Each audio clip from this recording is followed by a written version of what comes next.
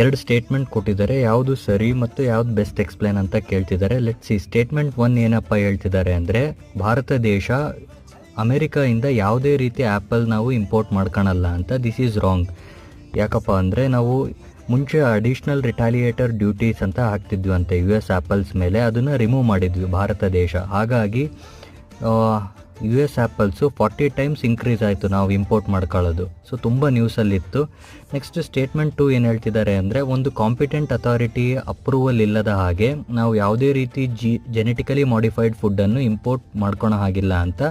ಇದು correct. Statement 1 wrong ಇರೋದು. Only one option ಇದೆ, ಅದು option D. Genetically modified crops ಅಂದರೆ ಏನಪ್ಪ ಅಂದರೆ, ಜೆನೆಟಿಕಲಿ ಇಂಜಿನಿಯರಿಂಗ್ ಟೆಕ್ನಿಕ್ ಬಳಸಿ ಒಂದು ಸಸ್ಯದ DNA ಆಲ್ಟ್ರ್ ಮಾಡೋದು, ಅದಕ್ಕೆ ಹೊಸ ಕ್ಯಾರೆಕ್ಟರಿಸ್ಟಿಕ್ಸ್ ಕೊಡೋದು. ಈ ಜೆನೆಟಿಕಲಿ ಮಾಡಿಫೈಡ್ ಫುಡ್ಡನ್ನು ಅಪ್ರೂವ್ ಮಾಡೋದು ಯಾವುದಪ್ಪ ಏಜೆನ್ಸಿ ಅಂದರೆ authority, genetically engineering approval committee. ಇದು ಎನ್ವಿರಾನ್ಮೆಂಟ್